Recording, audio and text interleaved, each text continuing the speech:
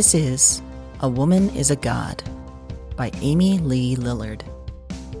Part 1.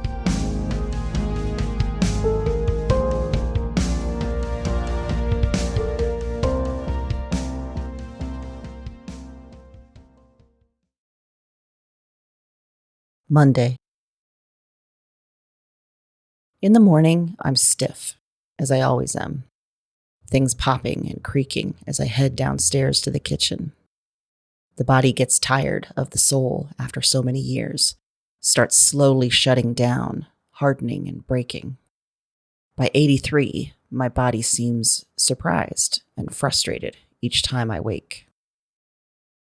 Leaving my rooms, I pass Kira's, where her body still lays. I held her hand yesterday, long after she gently died, joining all the others.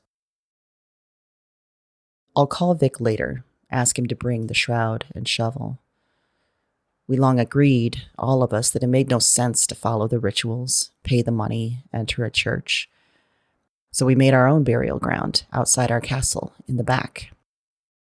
We decided this when we all breathed and laughed. It's a comfort and a horror that they're all back there now. Kira's doors are open. All the doors to everyone's rooms are open now.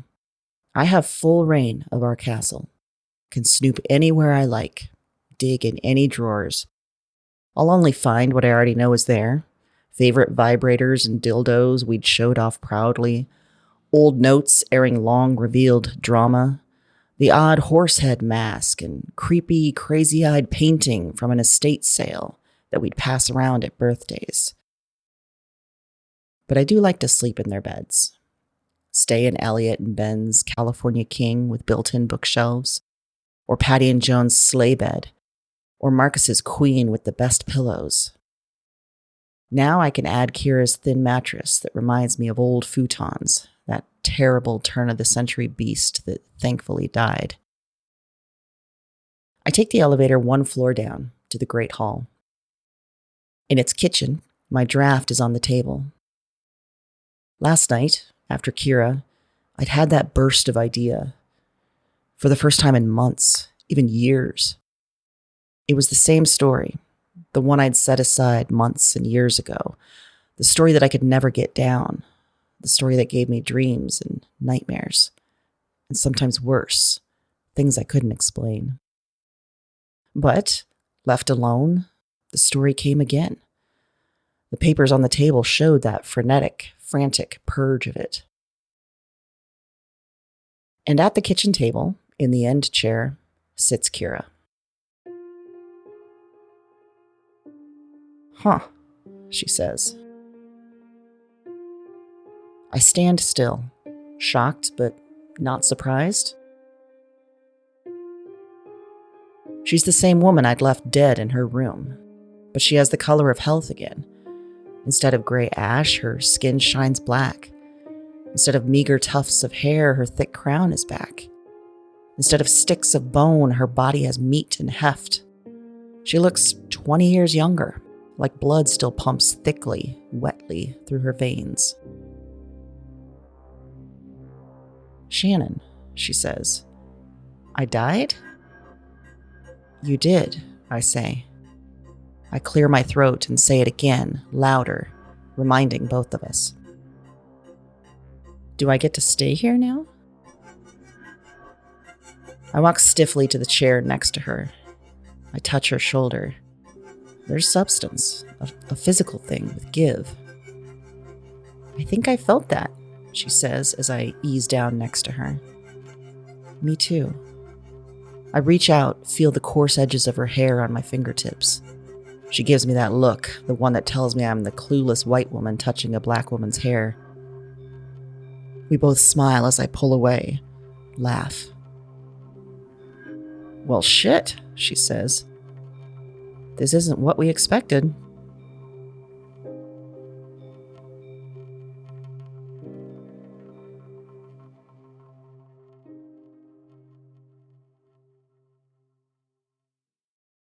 Months ago, Kira and I sat in the Great Hall. 6 units in our building and 5 occupied, So we'd all decided to turn the last one into a giant open space for eating, for drinking, for talking. We called our building the castle, our rooms the keep. Here was the Great Hall. As the years accumulated, we spent most of our time there, feeling the crush of momentum, the clock spinning faster, our bodies nearing expiration. Kira and I had just buried Joan, next to the others. The hall echoed with the voices of those gone. We talked over weak vodka tonics, grief tightening our throats. I think it's just sleep, Kira said. What is? I said. Death. She had a distance in her eyes, her vision caught on something far out of our castle bounds. What did Joan call it? I asked. The deep? Capital letters, she said. The deep. Like the sleeping curse in fairy tales. Right, I said. I heard Joan's voice, the way her laughter rolled around the room, caught us all in its wake. She was our mom, the one we'd all hoped for and never had, the one with loving arms and never-ending baked goods, the one that loved cute knitted hats and cozy dogs on blankets just as much as a gory cult documentary and MLM leaders with big hair. Even when her cancer ate away some of her softness, her joy, she could still make us laugh. I pictured her on a Baroque fainting couch, arms crossed, eyes gently closed, cursed to sleep until her princess came. Except, no, she wouldn't be cursed. It would be a choice. Joan would choose to sleep until Patty came, woke her with a kiss and a shove, and they ran off together into whatever the other side offered. I don't think it's like a curse, Kira said. She sucked at her straw, her hands trembling lightly. Just a really restful, black sleep. I nodded. We had all been raised with a Midwestern God and Jesus, with heaven and hell. But around the time we went to state college in the 90s, had our first sex, named ourselves for who we were, we left that behind. Our families of blood would remind us, threaten us with what they believed came after life, the damnation awaiting us. But we wanted to have a life, to live more than they ever had. You know what I want it to be? I asked. Like a library, I said.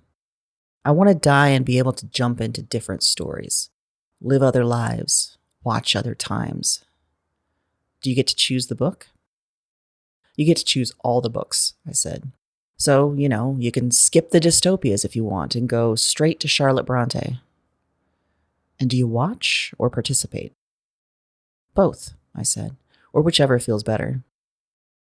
I like that, Kira said. She leaned back into the thick rocker. It creaked as she rocked, loud in the room's silence, the castle's echo. I like that too, I said. But I think I prefer the sleep, she said.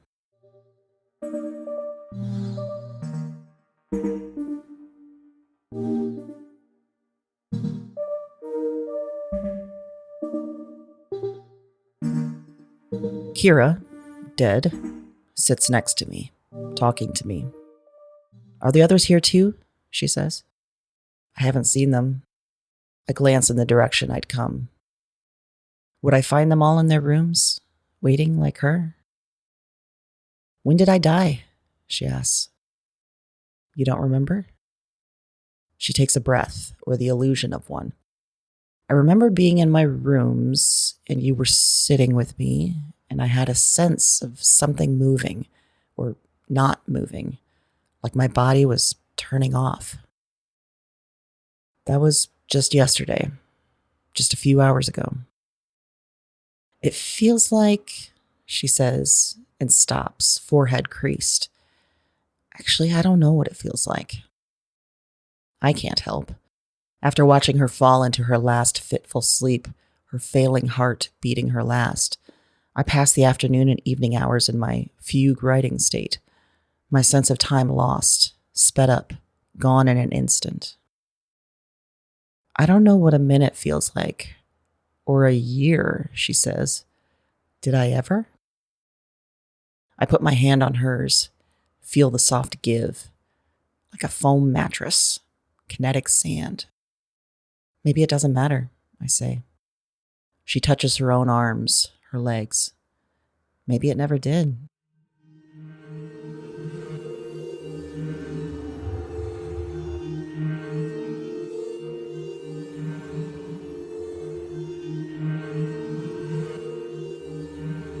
In the great hall, after Ben died, we sat in a loose circle, Kira, Joan, and myself. The three of us drinking a toast to the last man in our world. "What time is it?" one of us asked, a robotic deadness to her voice. The question an automatic jolt to my system, a quick hit of anxious energy. Was I late? Was I missing something? Had time run out for this wake? For the three of us?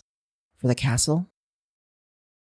Kira and Joan glanced at the clock on the wall, the antiquated tool that still dictated what happened next.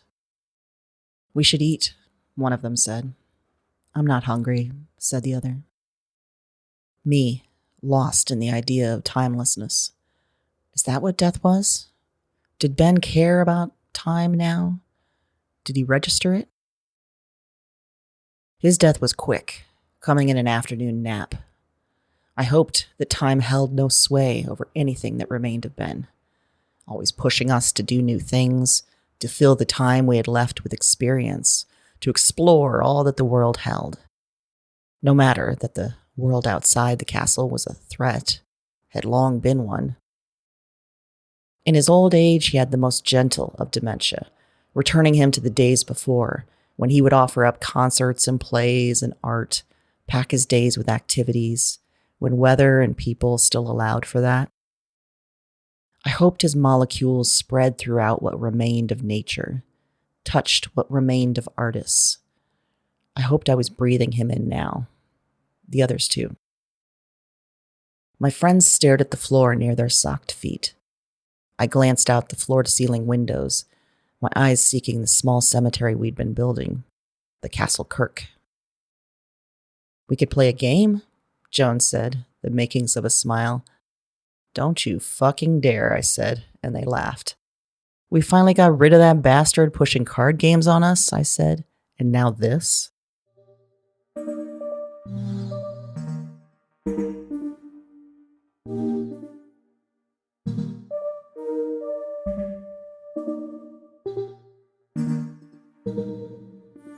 Kira stands, walks around the kitchen on her dead feet. "Is death living here for eternity?" she asks. "This isn't bad." "For sure," I say. I feel the edges of excitement crowding my words, making them shake. "I loved it here. I do love it here." She nods, watching her feet move. My forehead creases as I stare at her, trying to read the visual stimuli that she is, the code. I want this to be real. Need her to be here.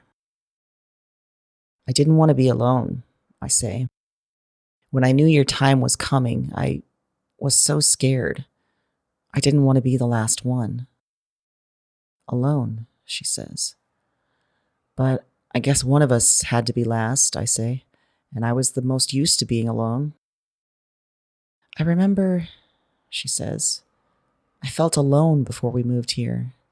I'd been left alone. Someone died. Stevie." "Oh," she says with a gasp. "Stevie."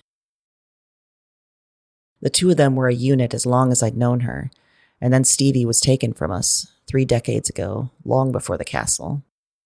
Kira had been alone since, a true alone, made by nature and the cruel god of colon cancer.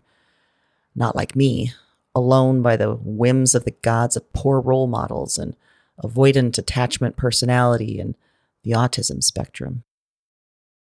"But if this is death," Kira says, "if I get to still be, where is Stevie?"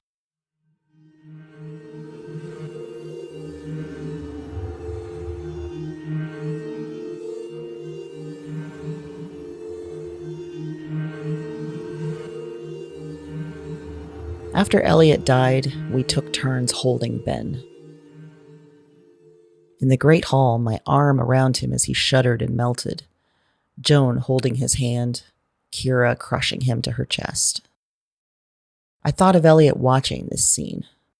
A part of him would feel everything, but the other part of him, the part like me, would cover that heart with snark. He'd remind us of the time Ben accidentally started a drunk dance floor fight with a lesbian, how Ben was terrible at gifts, how getting in a car with him behind the wheel was a dance with death. I stepped away from the trio and went to the restroom. Shaky arms held the sink and I heaved. When I cried, a rare phenomenon, my body always sounded the alarm. I pictured a cockpit with alarm bells, gauges spinning and whirling. My stomach tried to vomit, and my bowels tried to empty, and toes lost all feeling, and my cries ended up a gagging, dripping mess. I could usually hold it all in, but Elliot. I wanted him to haunt me. I wanted the aneurysm that killed him to give him back, give him more time. I wanted to hear him in my head. I wanted to relive our superhero movie outings, complaining about a lack of shirtlessness.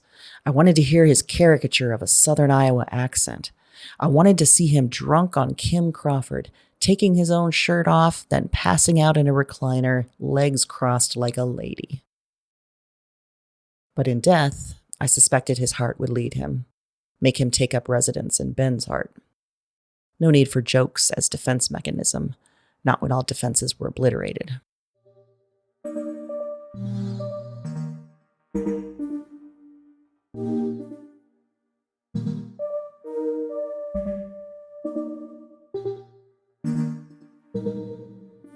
Stevie, says Kira, leaning against the wall. Maybe they're here, I say. You're the first I've seen. Maybe everyone is here. Or maybe it's just going in reverse and Joan will pop up next, then Ben, then Elliot. Yeah, she says. She sounds so real. Words floating on breath, the way they do when our bodies breathe and talk at once. I want her to be real. But I also know that I wanted this so badly, this state of not being alone, that I might be making this. This conversation, this vision, even the feelings of my fingers. My brain could be manufacturing it all. When my friends were living, I used jokes and jazz hands to deflect from emotion and attention and anything too real. Now my brain had to create something new, big, remarkable, to distract from the well of fear and grief climbing up my throat. Kira. This image of Kira could be my new shield from wandering the castle alone. And that could all be true, and I don't care. Tell me, I say. Tell me what this feels like. Like a shift, she says after a moment. A tiny slip. Like there's gaps in the air. Little holes everywhere that we never see. I think of the night sky, how it used to be black with tiny holes punched in the surface, letting in the long dead light from other worlds. Gateways to other realities. That's a good way to frame it, she says. It takes us a moment. Wait, I say as she turns to me, eyes wide. You heard what I was thinking? Oh, fuck, she says.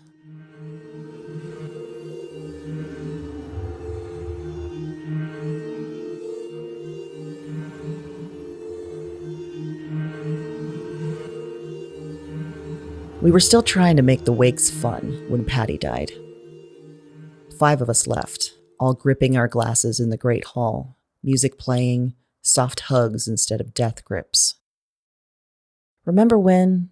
One of us would say, and the story was always a bit muddled, a bit fudged, key details missing and others stretched. Joan sat in one of the armchairs, smiling and laughing with us, lapsing into quiet every so often. I told her we could swap rooms if she wanted, if she needed to be away from the home suffused with Patty. She declined, intent on curling up with their dogs and easing their grief. The animals had always loved Patty with a fervor, drawn to her quiet, her steadiness. Joan was the boisterous one, fighting back the silence with stories and one-liners, offering love and friendship to all, Patty the prize found behind the hidden curtain. I took breaks from the wake, standing before the window facing the back. The woods, we called it, the small piece of backyard with centuries-old trees, branches bent with the day's wind advisory. Before it, the shed-sized greenhouses Patty had built to house Joan's plants and garden, and the covered patio Patty modified to allow us access to the outdoors on even the hottest days. I knew we'd let it fall into disuse after this, the weather too brutal to bother. I knew we'd probably let some of our units fall into disrepair, Patty not around to help, our power tool lesbian, happy to fit the stereotype for the good of the castle. Before she got sick, before the pneumonia that finally took her, I'd asked her to teach me things, show me how to be handy. I always hit my thumb with the hammer, or doused myself with the power washer, or messed up the clean lines of paint on trim. Probably because you're bi, Patty would say. That tiny bit of hetero dilutes my power, I'd agree. Turning back to the room, I caught Joan's eye. She read my thoughts and smiled sadly.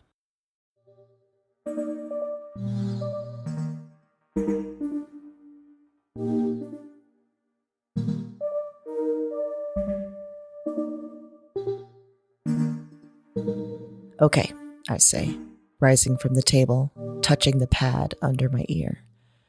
Shannon, don't leave, Kira says. The phone menu cycles in my ears and eyes, and I silently dictate a text to Vic.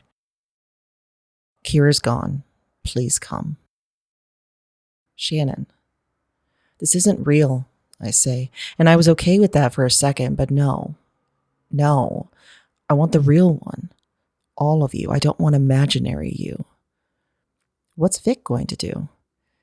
He's going to confirm that you're here, or that you're not, and bury your body out back. Come on, she says. You're not imagining this. You don't believe in life after death. Not really. I think of the last months as Kira's heart slowed and stalled, and I realized what would happen next. My adage, the one I routinely pulled out to my family of birth, to nosy assholes, to well-meaning friends. There's a difference between alone and lonely. I spent years single, living alone, mostly by choice, believing that idea, knowing I felt most safe alone. But when I knew I would be the last one, the last old one in our castle, the last to hold our memories, our stories, our filthy jokes, was it true? Did a line exist between the fact of existing alone and feeling the empty hollow of lonely? And my choices, all of our choices, to not have children, to live fully without the burden of parenting, to defy our culture's mandate to breed. We were all of us secure in that choice. We were happy to point to our castle when people asked who would take care of us when we reached old age. We forgot that we would not all die together, that there would be an order, and someone would be last. It was entirely likely that as Kira died, my mind broke, that it wasn't equipped to be the last, that it brought me imaginary vision as a comfort, a shield against the emptiness. I don't believe in any of this, I say. You write about this stuff all the time. That's different, I say, lying. Yes, I'd written and published some books with weird, fantastical, strange women and their stories, with some acclaim and no repercussions. But the story, the one I kept trying to tell, the one I resumed last night with the pages on the table before us. For years, whenever I worked at it, strangeness came. Dreams and nightmares, but also déjà vu. The slippery time that seemed to skip forward and back. The edges of madness. Until I finally set the story aside once more. You felt me, Kira says, her hand on mine, bringing me back to the moment. Perhaps another moment bridging on lunacy. I'm here. Feeling isn't always reality, either.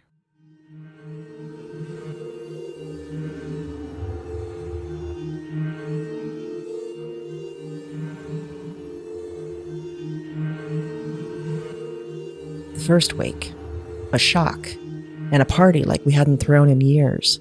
Marcus had made us promise with his eerie knowledge of how this would play out. We were drunk by mid-morning, just 30 minutes after watching Vic bury his first body. Another mean day, the humidity stopping up our sweat glands, making our water reserves and blood cells boil.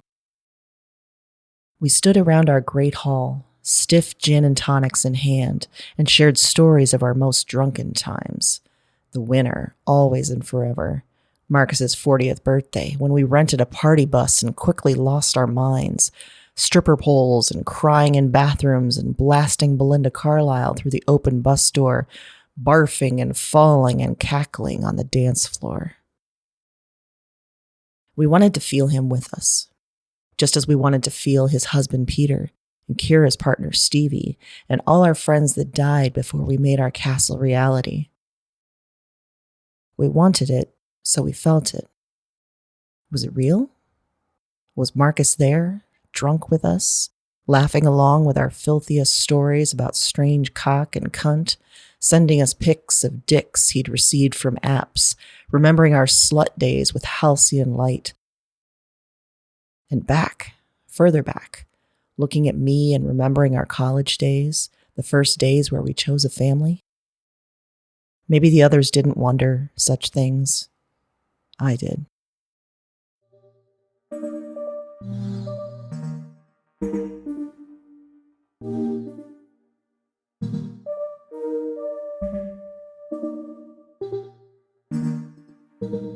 I sit with Ghost Kira until I hear the main castle entrance unlock.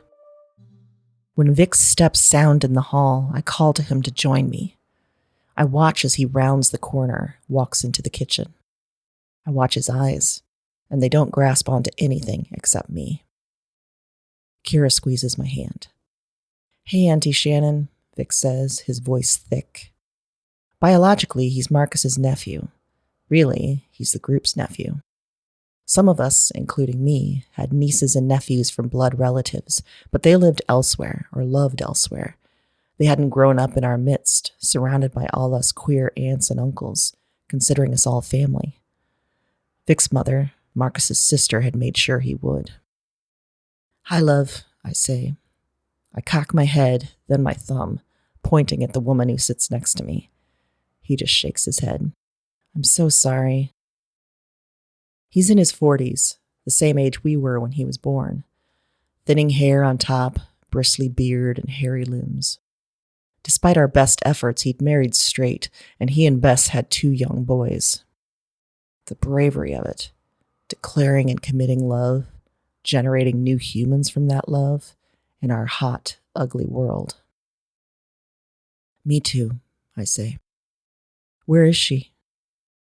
I widen my eyes, try again to point to the being sitting next to me, to get his eyes to catch on her shape, her solidity, the Kira-sized being with a shoulder touching mine. "Shannon?" he says. I sigh. "In her bed." "Okay." He pulls me up gently, folds me into a hug. He has a large chest, one I can lean on and not feel a burden, a weight. "I'll take care of her," he says to the top of my head. "Thank you," I say. I feel Kira join our hug from behind me. "Do you want—" The question he'd begun to pose as our herd thinned. "Do you want to invite other people? To the wake? To the castle? To our lives?" Always, it was just us. "Just the burial," I say. "That's all." "I can stay over tonight if you like, Auntie." The last word showing his worry, his care, his unstated fear of what would happen to me alone. "You know I'll be fine," I say, pulling away. He kisses me on the cheek, then slips out, down the hall to my dead friend. "It doesn't mean I'm not real," Kira says, "just because he didn't see me." I think it might.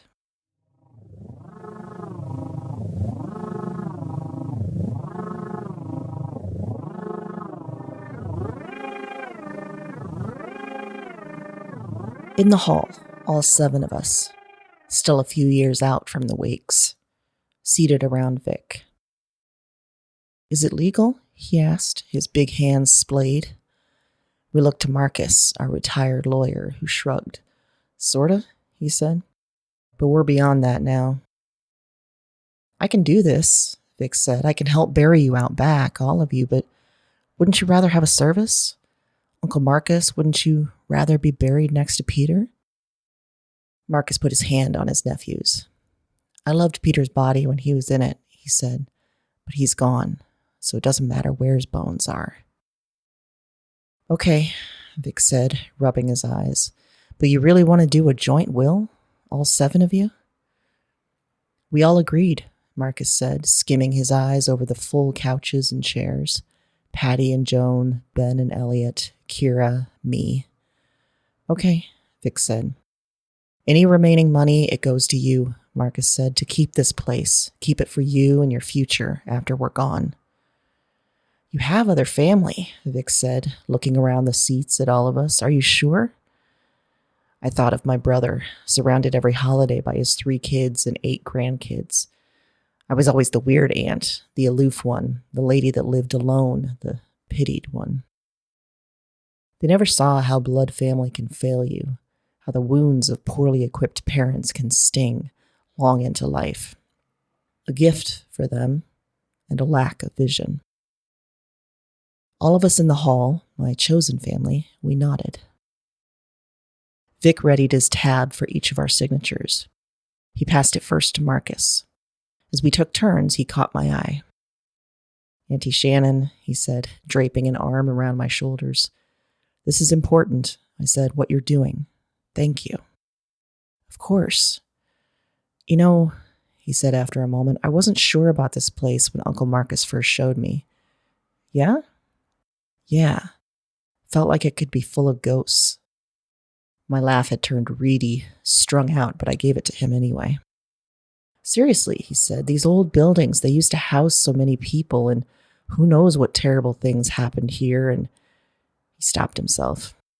Look at you, I said, believing in that old-timer stuff. I'm sorry, that was rude. This is your home, and I'm shitting on it. Not at all, but if you go that route, use that logic, every place has ghosts. Maybe they do, he said. Wouldn't be too bad, I said, getting to haunt people, get the last word. Right? He laughed. And who knows, maybe there's other surprises in store, too. These old cunts always called me a witch, I said, pointing to my friends. Wouldn't that be funny if it turned out true? We called you lesbianish and witchy, said Marcus. So maybe at the end you go full les and full witch? Now that would be something, I said.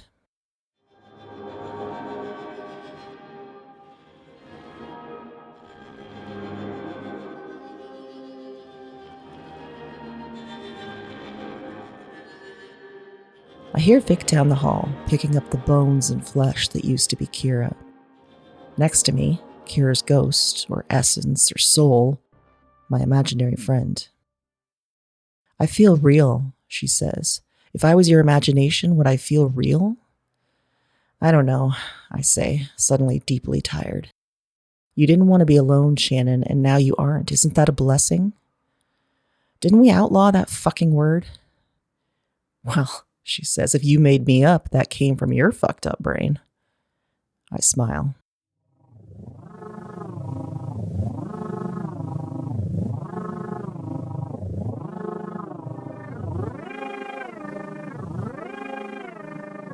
The first day, move-in day. We let the young men grunt and sweat as they brought our things inside the building, while the 7 of us sat in the great hall sipping rosé. Our eyes roamed over each other, over the room, up to the ceiling and down to the floor, bright with fire that we'd worried might be quenched. We trembled with excitement rather than our years. We fucking did it, one of us said, and the rest erupted into cheers. I looked around the room at my friends, Marcus, Patty, Elliot, Ben, Joan, and Kira, my family. How lonely I'd been, how I'd lied. Alone and lonely didn't always differ. I was 71 and I felt home for the first time. At home. Outside the windows, black rain swirled. Outside the boundaries of our land, machinery hummed and invisible wires watched and listened, and the weight of living in the dying world hurt. Here, though, we didn't have to leave. Drones would deliver everything physical we would need. Everything else, the attention and company, the memories of our lives, the joy we could provide. In the hall, Elliot put on some music, Mariah and Salt and Peppa and En Vogue. I made them listen to a few punk songs, as I always did. Marcus added some Reba McEntire. Joan brought out cookies, and Elliot hung a framed picture of Superman, and Ben artfully posed some books on the hall's shelves, and Patty organized a cupboard, and Kira knitted, and Marcus brought out another bottle, and we talked about a routine, a regular communal cocktail hour, followed by dinner, trading off among those of us who like to cook, and a Friday movie night, and a Wednesday show and tell night, and I smiled and smiled and smiled. The young men came in, told us they were done, and we gazed on them with exaggerated lust. Marcus and Ben and Elliot assumed their turn-of-the-century homo voice, telling the men at the start of their lives to flex, honey, to take off their shirts, to smile. And the men, they laughed at these harmless old codgers, these ridiculously old leches, these silly sexless sluts waggling their tongues. They left, and we laughed and laughed, told each other what we'd do to those men if only we could get our dicks up, our pussies wet, our backs straight, stretching out our real and imagined ailments getting in the way of our hedonism. And we drank and leaned on each other, and that was the start.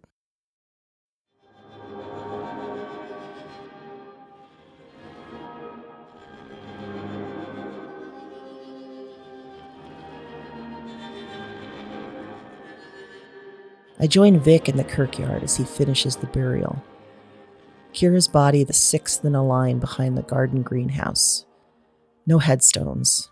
Not worth the money, we decided.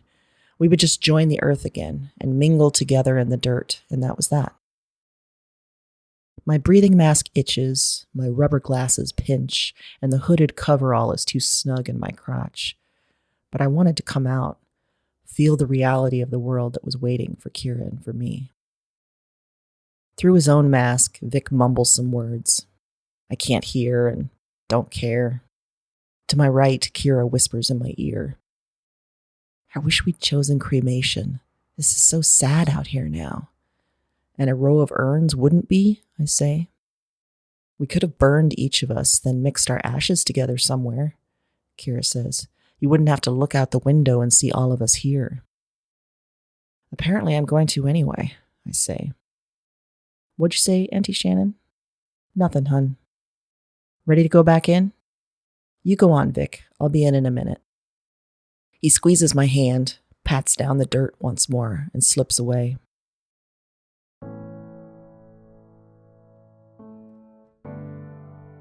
I stand at the end of Kira's grave, and she stands next to me. Remember all the times you showed your tits? I say. The ghost laughs. I stand by it. Remember when you passed out in my bathtub on my 42nd birthday? It was actually the floor, she says. Marcus got the tub. Remember when I had to help you pee at your wedding? You got to see the glory of my snatch. Remember? I remember it all, Kira says, because you do. The wind picks up, pushes at me. You should get back in, she says. I'm the only one, I whisper. But you're not alone, Kira says, her bare hand on my plastic shoulder. I'm the last one that remembers our stories, I say. All the things we did, the jokes we told. I'm holding them all now. Silence. Only the wind's hot howl. Are they heavy? She says. I feel only the push of nature, the slight pressure of her hand, the tears pricking at my eyes, followed by the nausea and gut roil. No, I say. Good, she says. Keep them. Hold on to them as long as you can. I feel like I'm the queen of the castle, I say, but also the invading army, the knights, and the attacking dragon. My body holds it all, I say, the entire kingdom and the means to destroy it. Easy with the poetics, you show off. What I mean, I'm holding all of us in my body, but my body is breaking down and will die. And it won't just be me dying, it will be all of us. We're already dead, she says.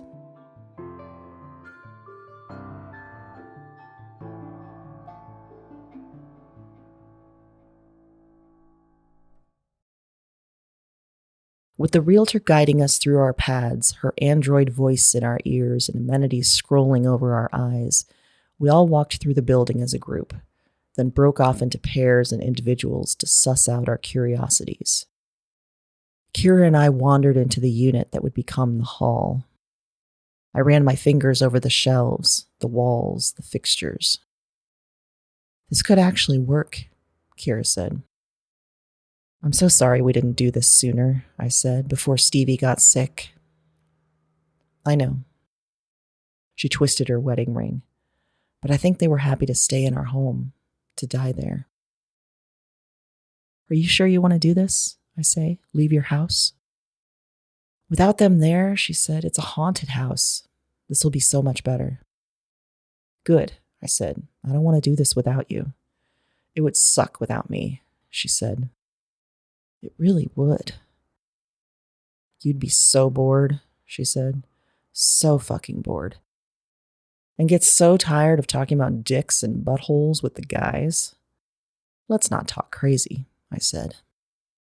She slung her arm around my shoulders. Her arm is weightless as a bird. We're going to have to help each other pee at some point, you know. We've done it before. There's no one else I want to wipe my ass for me, my dear. I know exactly what you mean, I said.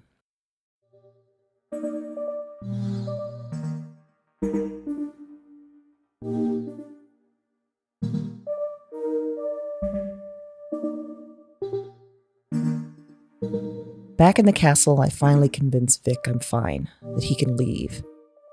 That being the lone inhabitant will not turn me crazy so quickly as one night. He acquiesces with a hug and kiss on the cheek as Kira the ghost watches. We'll talk about what's next soon, Auntie Shannon. I nod as he waves and walks out the main entry. Maybe he's right, Kira says. Maybe it's not good for you to be here alone. I'm already talking to dead people, I say. How much worse could it be? Good Lord, have you learned nothing from horror movies? Way to tempt fate. I call the elevator and we ride up to the second floor. I think about the gears sticking, the elevator stalling, locking in place. Who will come to get me?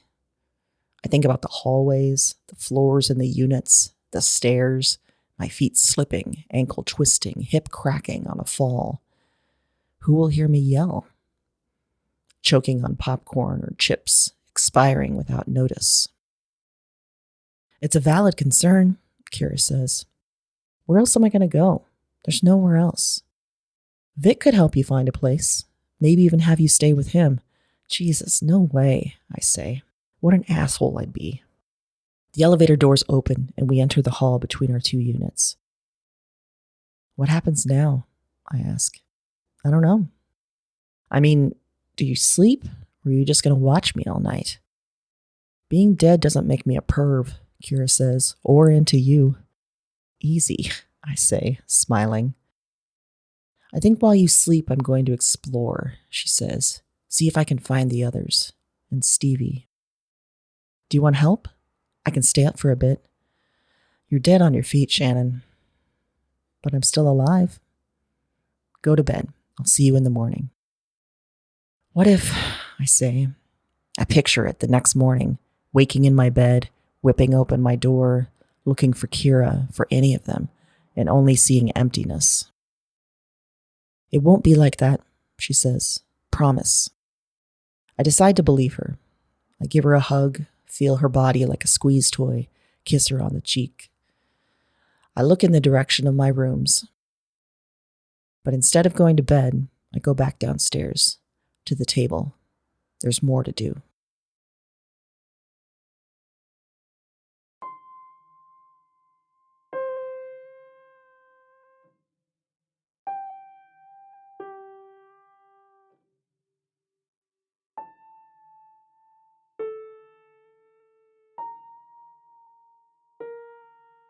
I'm not dreaming. That's my first thought as my eyes open and see a black and white forest. I feel a cool, light breeze that ruffles a few lone grayscale leaves in the monstrously tall trees.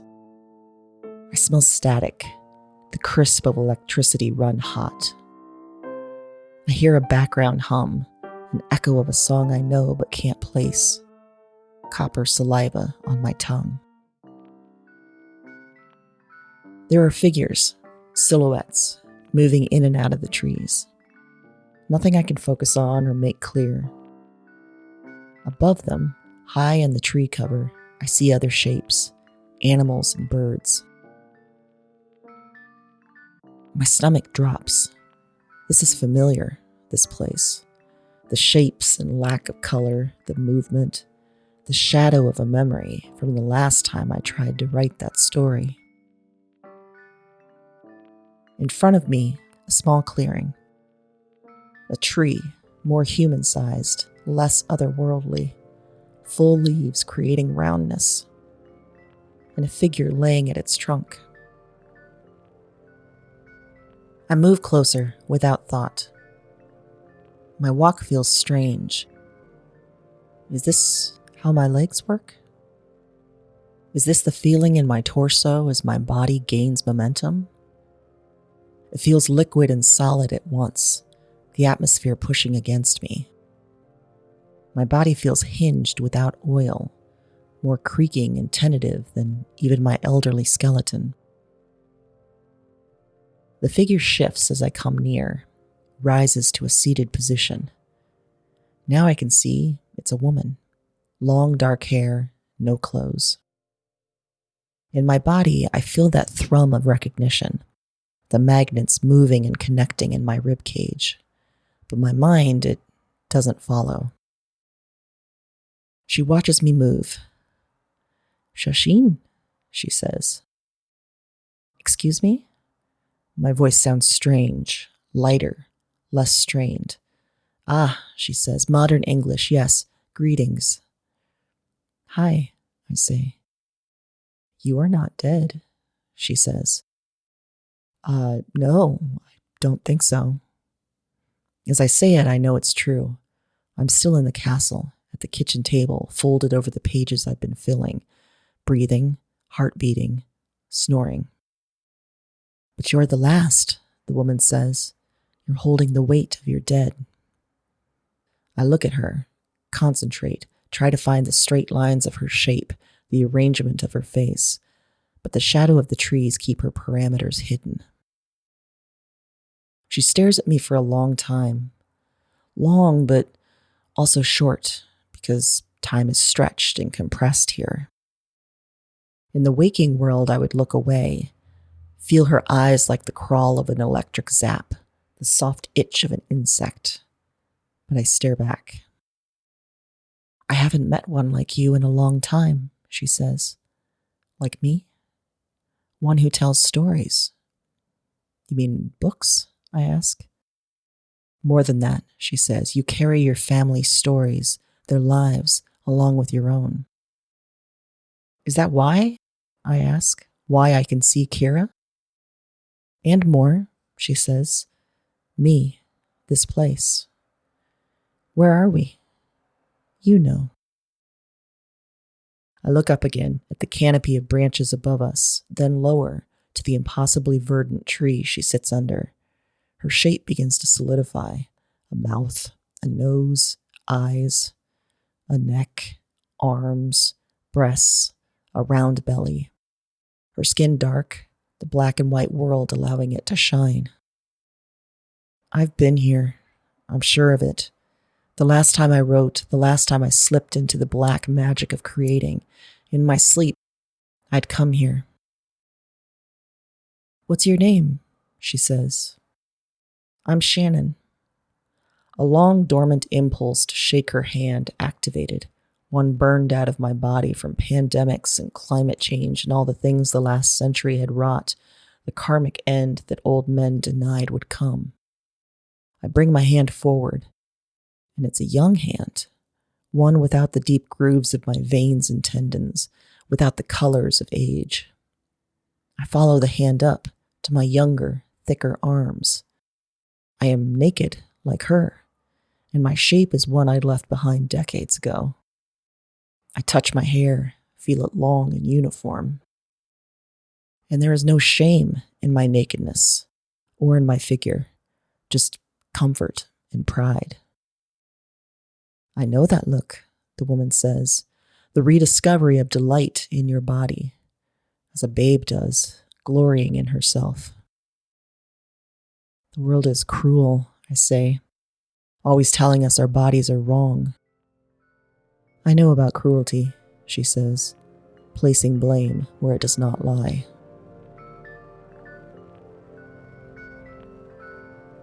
She stares, silent, waiting for me to ask, knowing I feel the answer already, that somehow, after years of writing books about angry women, hurt women, magic women, after shifting and seeking the root of it all, after years of attempts to find her, to write about her, to track back the hatred of our kind, to sift past myth and lies, after years of engaging with her story and becoming haunted as a result, after all that time, here she is.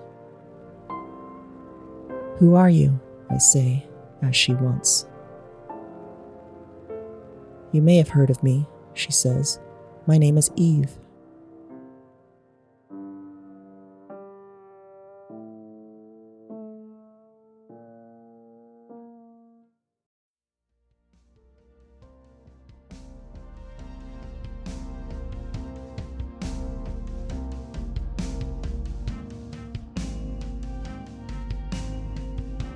This was part 1 of A Woman is a God, a novel in 7 parts. Written and read by Amy Lee Lillard. Original music and audio production also by Amy Lee Lillard. Amy is the creator of Weird Woman podcast and the author of 3 books, Exile in Guyville, A Grotesque Animal, and Dig Me Out. And she's the founder of Rebel Yell Creative, helping creative individuals, community groups, and small businesses build, create, and resist through creative consulting, courses, and community. Find more in the show notes. If you'd like to read A Woman is a God, the full ebook is available at rebelyellcreative.com. If you like what you hear, tell a weird friend. Thanks for listening.